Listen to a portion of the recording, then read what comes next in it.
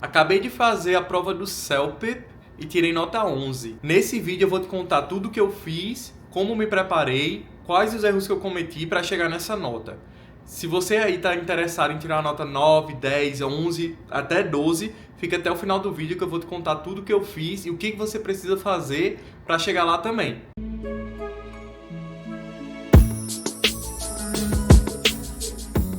Meu nome é Valfrido, sou brasileiro, nordestino, paraibano, vivendo há 2 anos em Toronto, no Canadá. Acabei de me formar em TI, em college canadense, e precisei do CELPIP para ser elegível ao PGWP, que é uma permissão de trabalho pós-estudo. E se você está precisando, se você clicou nesse vídeo procurando saber mais um pouco sobre o CELPIP, você talvez esteja também precisando aplicar para o seu PGWP ou por algum outro motivo de imigração, fica até o final também para acompanhar, porque as dicas servem também para você. Então, vou dizer um pouco como foi o processo da prova e como eu me senti. No dia anterior eu estava tranquilo, calmo, não estava com grandes expectativas, até porque eu não sabia como era mesmo lá no dia da prova. Eu estava tranquilo, tinha me preparado. No dia da prova, o ambiente era ok, nada demais, era uma recepção, parecia pra falar a verdade, parecia uma escola de inglês, onde eu fiz o teste, e todo mundo foi bem receptivo, bem friendly, então também estava bem tranquilo na hora da prova. Depois da prova, no entanto, eu fiquei ali achando que eu fui mal. Então, eu já não estava tão tranquilo assim. Para mim, o mais difícil foi depois da prova. Até porque, quando eu fiz, o site estava falando que levava 1 semana para sair o resultado. E algumas pessoas me disseram que levou aí em torno de 10 dias. E agora eu vou falar quais foram as minhas notas por cada categoria. A média geral foi 11. No listening, eu tirei 11. No reading, eu também tirei 11. No writing, eu tirei 9. E no speaking, eu tirei 11. Como eu falei, a média geral ficou 11. E no writing foi a minha menor nota. E eu sei exatamente o porquê. Assim que eu terminei de fazer a prova, eu sabia que eu tinha errado alguma coisa. E aí eu vou dizer pra vocês o que foi que eu errei. Mas se não tivesse tirado esse 9 no writing, talvez a média teria sido um pouquinho melhor. Mas eu vou te contar o que foi. A prova, ela é toda feita no computador. Você não tem um avaliador com você. Existe um avaliador para as questões escritas e para as questões que você... o speaking, né?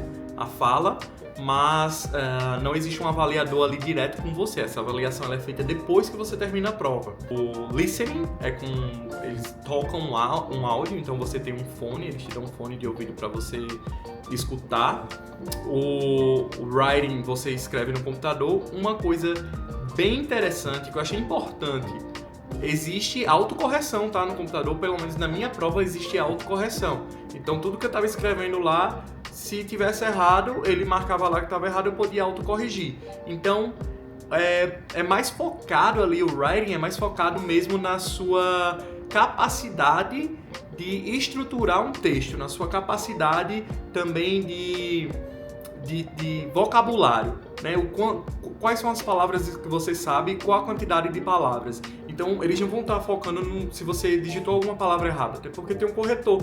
Digitou alguma palavra errada, corrige. Já o reading, não tem nada de especial, basicamente você lê um texto e aí responde as perguntas de acordo com o texto, então é interpretação de texto. E o speaking tem algumas categorias, tá? E aí então vai depender de cada pessoa, o nível de dificuldade, mas cada categoria você tem que falar sobre um assunto. Você tem que discorrer sobre aquele assunto que lhe foi dado ou que você viu. Para mim, é um pouquinho difícil o speaking quando se trata de questões abstratas. Então, teve uma questão para mim que foi lá, mostrou uma imagem, era um baú com alguns brinquedos dentro. Os brinquedos eram brinquedos aleatórios, assim, estranhos. Então, eu tinha que explicar, acho que era para minha irmã, para o meu irmão, sobre o que é que tinha dentro daquele baú. né? E aí eu achei um pouquinho difícil porque é meio abstrato, assim, ó, a ideia você pode vir com qualquer coisa, meio criatividade, né? Mas nem todas são assim, algumas eles te dão um script, uma situação bem específica para você discorrer. Eu acho que particularmente eu tirei 11 e eu não achei difícil, eu não fui muito bem, tá? Não fui muito bem, não me senti tão seguro assim no speaking. Algumas sessões eu não usei o tempo todo, então eu parei antes do tempo, eu não sabia o que falar, deu um branco, assim, a criatividade não veio para continuar o texto, então eu parei. Mas ainda assim consegui tirar 11, que a nota máxima é 12, né? Então 11 é bem bom. Agora eu vou falar um pouco de como eu me preparei e quais foram as ferramentas que eu utilizei para estudar para o teste. Eu basicamente utilizei 3 ferramentas. A primeira delas foram os simulados gratuitos no site do CELP. Então o CELP disponibiliza 2 simulados que você pode utilizar para estudar. E foi bem bom para mim, porque eles realmente reproduzem o formato da prova. Mas, depois de ter feito os 2 simulados, eu achei que eu precisava praticar mais, principalmente o listening. Então, eu utilizei o YouTube para praticar o listening e um pouco mais do writing também. Writing and reading. O YouTube tem vídeos gratuitos, então se você pesquisar aí CELP test, mock test, something like this, alguma coisa desse tipo, você vai achar esses vídeos com áudios para você praticar. Depois do YouTube, para praticar especificamente o writing, eu utilizei o ChatGPT.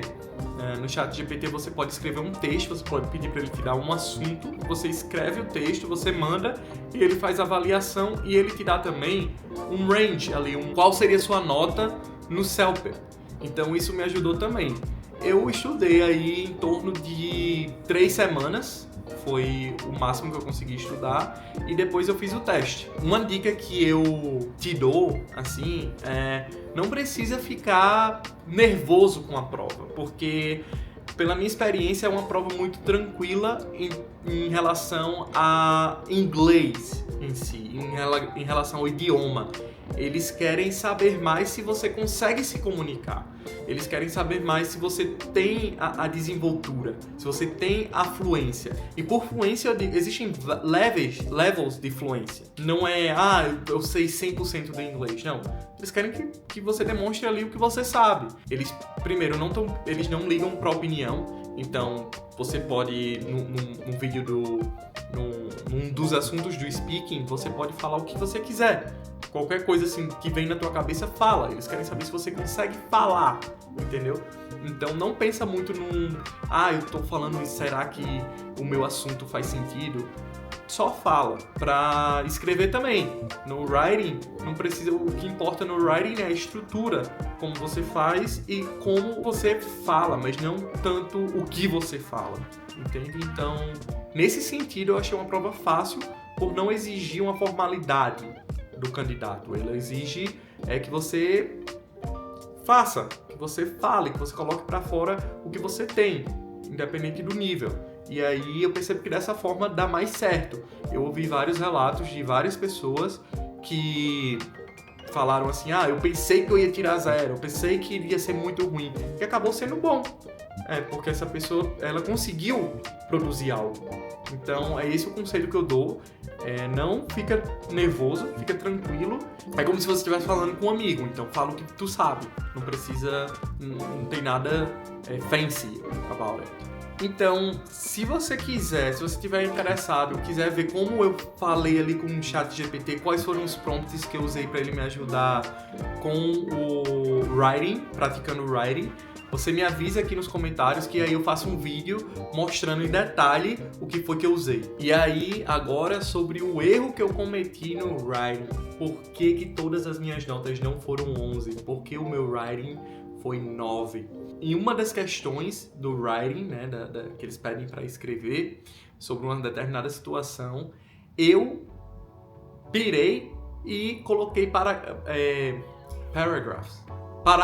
Coloquei parágrafos mais do que o necessário. Então, meu texto ficou parecendo uma coisa assim, 1 linha, 2 linhas, um parágrafo, 1 linha, 2...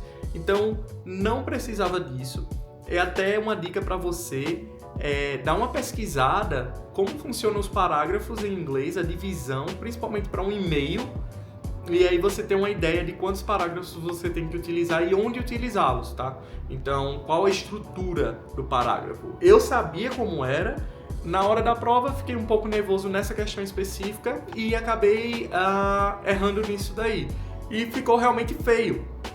Eu lembro que antes de eu apertar o botão de ir para a próxima, eu pensei, nossa, isso aqui não tá legal, tem alguma coisa que não ficou bacana. E foi exatamente isso. Então foi por isso que minha nota no writing foi 9. Então é isso. A prova é simples, não tem grandes segredos. Evite cometer o erro que eu cometi. Utilize as plataformas que eu utilizei. O site do CELPEP, YouTube e o ChatGPT foram suficientes para me ajudar. Se você quiser dicas mais detalhadas, se você quiser um vídeo mais específico, se você quiser tirar alguma dúvida comigo específica sobre a prova, você pode seguir o meu Instagram ou você pode também me adicionar no LinkedIn. Vou deixar aqui o link nos comentários para você me seguir nessas duas plataformas e a gente pode trocar uma ideia, tá bom?